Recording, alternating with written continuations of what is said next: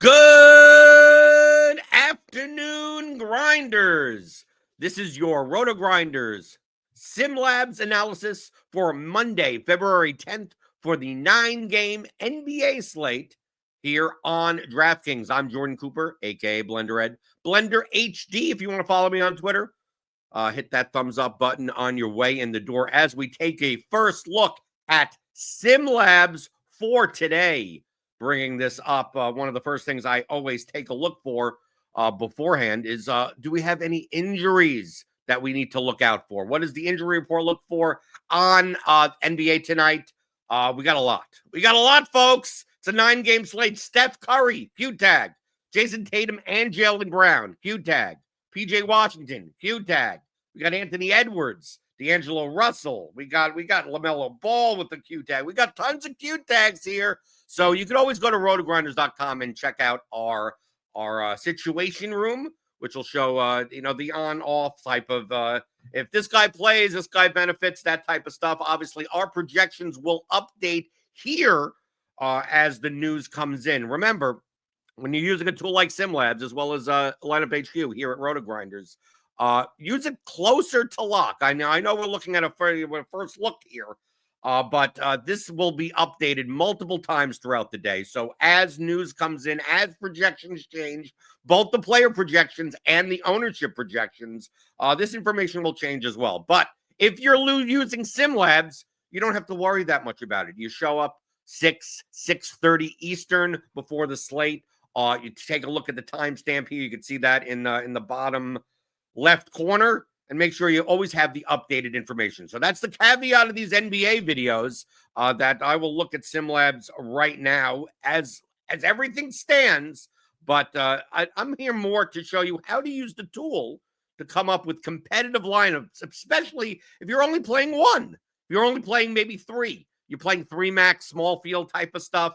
Even if you're playing just a couple of lineups in the large field, SimLabs is an excellent tool. You don't need to know all these fancy settings. You don't need to set like lineups like you're making 150 of them. And it already uses our projected ownership, our player projections, and 10,000 plus simulations of the contest that you will play to show what are the most competitive, most plus EV lineups that you can play in the contest tonight. Like I always say, in my teaching videos, the best lineups have a combination of projection, correlation, and leverage. And the blend of those three for the contest size that you're in typically are the most profitable lineups. So let's take a look.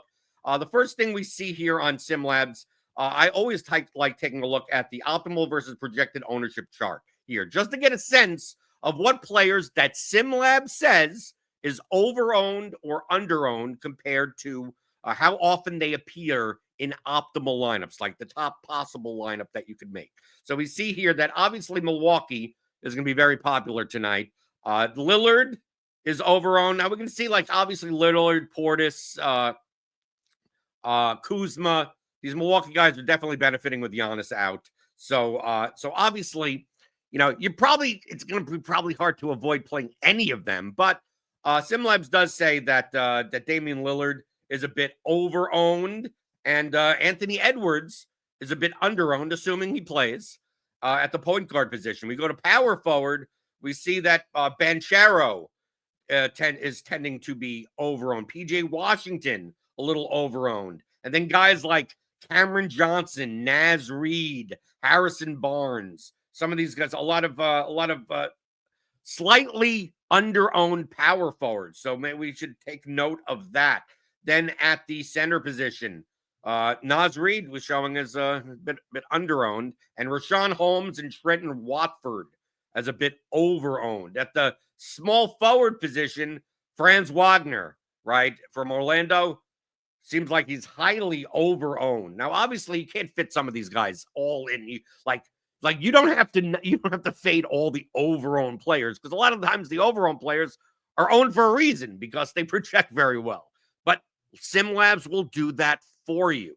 Okay, so we see here that Wagner a bit over-owned, Exum a bit over-owned. At the shooting guard position, we have Koulibaly is very over-owned. Maybe Max Christie. Now he's on the injury report also. So if he plays, he may be a bit overowned, and then guys like Trey Murphy, Lou Dort, Devin Vassell, Max Strus, some of these role players, Anthony Edwards, underowned, but obviously he has a Q tag. So this can give you a sense on lineup construction because let's say you want to play Lillard, but SimLabs has him as overowned. Maybe you don't want to play him with other overowned players, right? And we could see this by making a whole bunch of lineups. Okay, so even if I'm just building one lineup for today or three lineups for today, sometimes I would just want to put in 150. I want to look at the context of the slate to see if I want to change any of the advanced settings on the SimLabs rating. And on larger slates in NBA, I care a lot less about correlation. Okay, there is strong correlations don't really exist in NBA, but when there's a small slate where like one game could blow out and one game doesn't, then I kind of care more about correlation. But when there's 9 games across the board, I don't necessarily need to find the one that goes to overtime and like 8 or 7 of them blow out. It's likely not going to happen. So I'm probably going to look for lineups that not necessarily play like 5 guys from one team. So I'm going to keep the correlation weight very low. On the ownership weight, people don't seem to understand on SimLabs is more about optimal percentages than like, is it a high owned lineup or a low owned lineup? Now, on a large slate, like 9+ games, I want to kind of keep my player pool, especially if I'm playing smaller field stuff, to mostly players that appear more in optimal lineups. Now, if you're playing large field, you're playing, a winner take all type contest, maybe not so much. If you're playing smaller slates, right, with only 3 or 4 games, maybe you need to expand where, a guy that may not appear optimally, only 2% of the time, I want to include because there aren't that many options. But on a slate like this, I kind of want to, bump that up to medium and just condense me on kind of the players that appear in more optimal lineups because I'm playing small field contests. Everything else seems pretty good. I always like trying to keep the simulation weight as high as possible because that's the main thing that we're doing here, simulating the games and simulating the contests. So I put in 150, and I just want to see. I run this for 150 lineups, and you see here that this is incredibly fast. Okay, lineup HQ with all the settings, and you put everything in. It may take you 15 minutes just to put everything in. Then you try to make 150, and may take 2 minutes for there. Right, that's a normal process with an optimizer. But this isn't an optimizer. This is a simulation product. So we get all 150 lineups here, and we have all these SimLab ratings based on our weights. Right here, 94, 94, 94, 93. And pretty much anything like over 75 is a pretty good lineup. So you see here, there's a lot of lineups to choose from. Just based on our weights right here.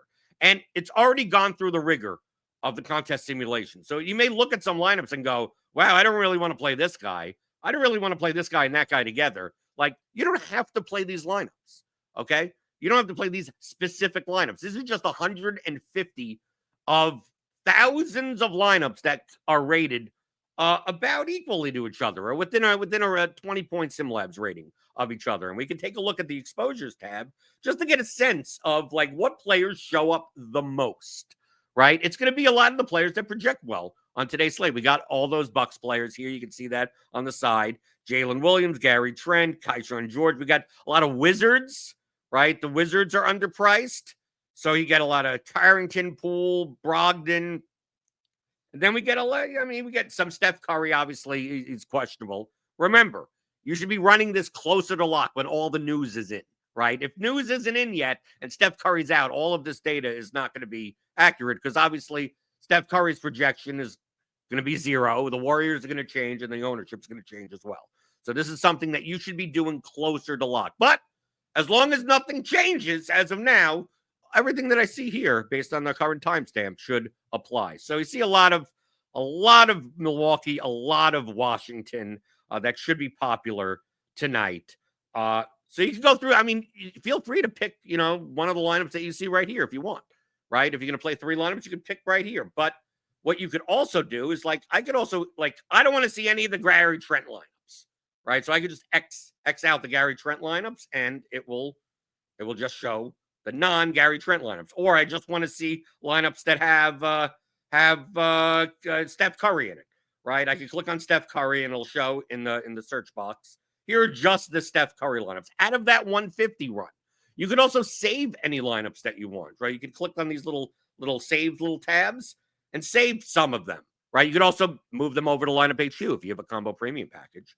But you could just look through this. You could use this as research. This is what I use SimLabs for NBA, MLB, for PGA, for NFL.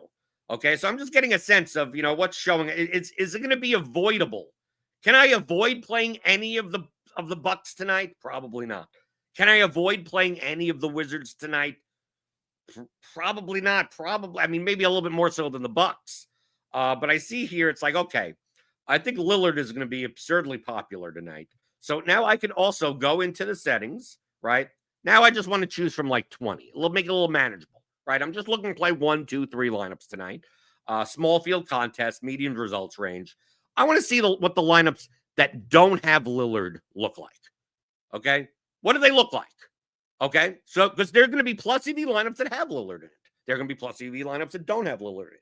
And this is where you get to make the choice, right? It's not saying that, not playing Lillard today is bad, right? He's the best projected RGB player on the entire slate, right? Based on lineup HQR projections, he's maybe the highest raw point by just a little, right? 53.54 right now.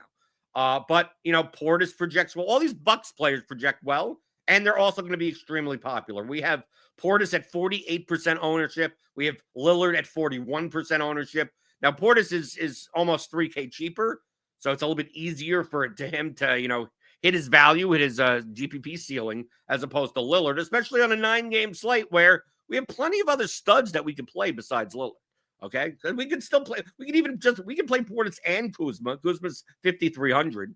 We could do that. So what you do is that you could just look and see based on what types of lineups that you're looking to play over others. You could use this lock and exclude tab here on SimLabs on the side, if you could see here, and just look for those lineups. So I want to look for a lineup that, let's say, doesn't have Damian Lillard. Let's see what these lineups look like. So I'm going to do 20.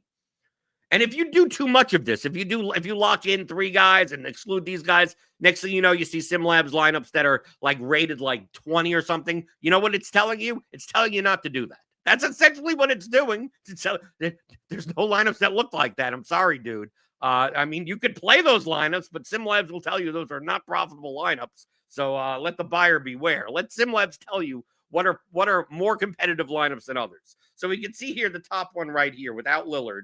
We got Fox, we got Koulibaly, we got Zaire Williams at 4,800 at 1.7% owned. We got Nikola Jovic at 0.4% owned. A little bit too contrarian for my liking, but it is a high-rated lineup. We have another Koulibaly lineup here. Maybe he may be a little. Is he going to be a little too popular? I mean, obviously, if we're not playing Lillard, it's perfectly fine to play Koulibaly, right? You say once we start fading all the best projected players, then our projection goes down to the point where we're unlikely to make up all of that leverage on one slate to win first place. But I like this. I like Portis and Kuzma in the lineup, right? Maybe let's see what happens if we take out Koulibaly, right? But we do play Kuzma and Portis. So we're going to play Kuzma and Portis.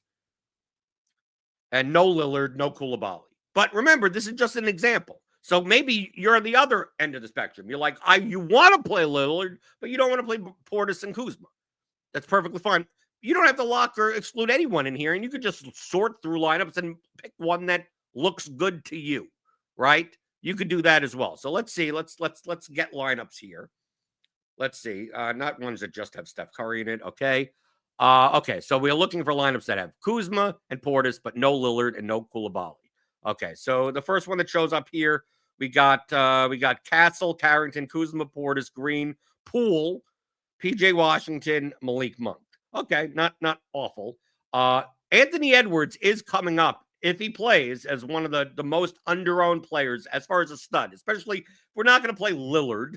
Right? I want to play another stud, especially one that may only be he may be like 2 or 3% owned today.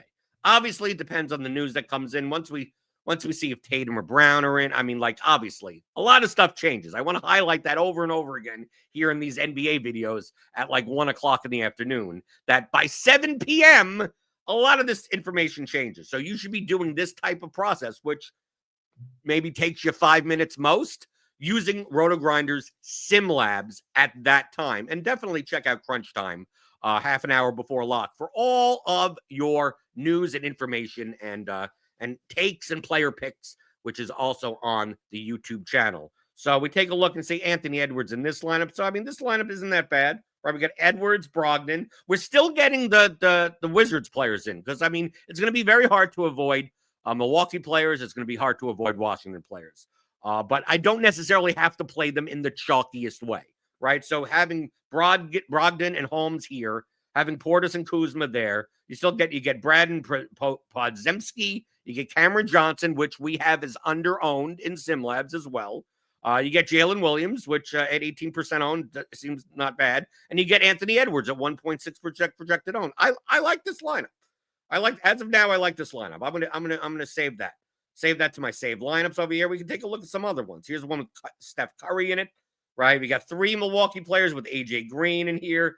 I know that that Head Chopper is on Keyshawn George today. Assuming he plays, he's on the injury report, right? So we can take a look at this lineup over here with Anthony Edwards and Steph Curry, Portis, Kuzma, and Keyshawn George as our Washington Wizards player.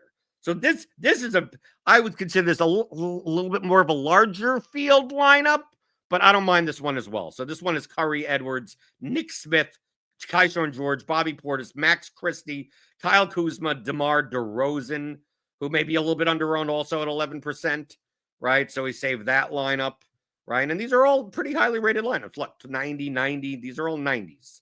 Okay, let's look for a third one. Right, we could even go to our saved lineups and we could even see the exposures of our saved lineups, right? So we could go here and go, well, we know we're playing Edwards, we know we're playing Portis, we know we're playing Kuzma, but maybe we're playing Brogdon, Williams, Johnson. Maybe we don't want to pick another Steph Curry lineup.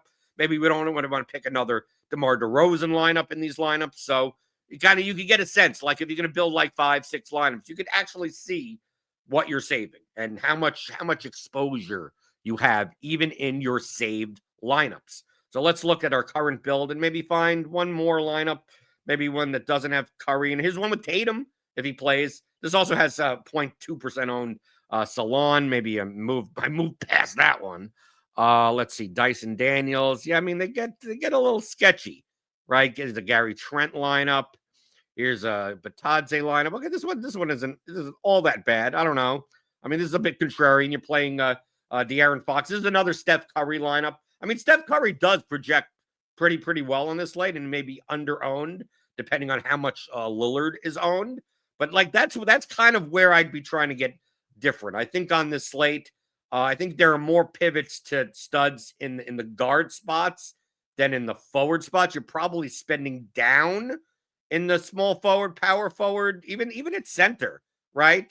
So if a lot of people are going to be spending up for a $9,200 Damian Lillard, maybe you take someone else. But yeah, so this is the type of thing that you'd be doing with SimLabs. Okay, this is what I do. Right, baseball season comes up, do the same thing. NBA, show up half an hour before lock. Obviously, listen to Crunch Time here on the YouTube channel. Hit that notification bell to always know when we go live, and then go to SimLabs. Right, you go to it on your phone, you go to it on your web browser. And start finding lineups that we have simulated out 10,000 plus times for the contest that you're in, large field, small field, or single entry. And hey, see what the higher rated lineups up and choose one.